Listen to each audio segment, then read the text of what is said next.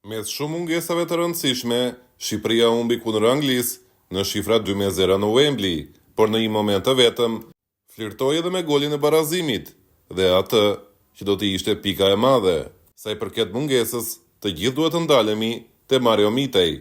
Përfundimisht ky lojtar është i pazëvendësueshëm, jo sa i përket aspektit mbrojtës, por qetësisë dhe kontrollit që i bën topit në momentet kur e gjithë Shqipëria përfshihet nga paniku. Kështu ne krijojmë një aksion dhe në një moment mund të dalim përpara, ndërsa zgjedhjet tona nuk do të jenë vetëm largimi i topit dhe dërgimi i tij te kundërshtari. Megjithatë, duke përjashtuar këtë aftësi të rrallë të Mitejt, gjithë pjesën tjetër, Nasser Ali e bëri në përsosmëri.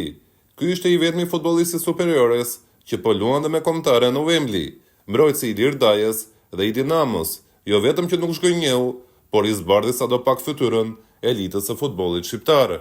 Edhe në rastet e mëparshme të Anglisë, ato më të rrezikshmet erdhën gjithmonë nga krahu i djathtë i Ivan Balliut dhe jo nga krahu i majt i Nasser Aliit.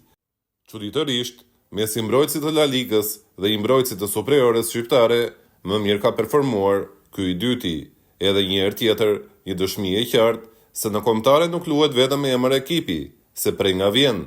Ky nuk është thjesht një vlerësim i yni, por edhe i mediave angleze. Mjafton këtu të përmendim faktin se për mediat angleze dhe gjithashtu për legjendat britanike, lojtari më i dobët i Anglisë ishte Foden, pikërisht njeriu që ishte në krahun e Aliit dhe që kishte duelet më të shpeshta me Aliin. Lojtari i Ilir Dajes fitoi mbi lojtarin e Pep Guardiolës. Kjo nuk është fare pak.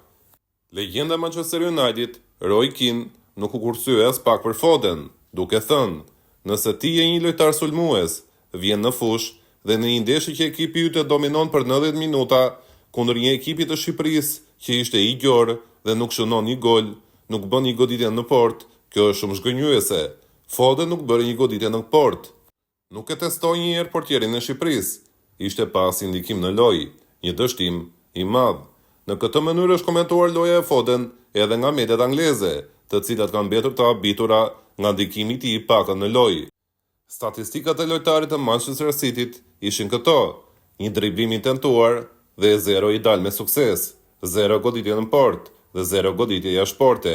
Një merit shkon padyshim për Nasser Aliin, që pavarësisht në një pasigurie në fillim në mbrojtje, kaloi nga superioria në Wembley për të përballur me yjet e Real Madridit dhe të Manchester Cityt. Dora të dridhet kur luan kundër këtyre lojtarëve në PlayStation. Imagjinoni pak ti shohësh në fushë.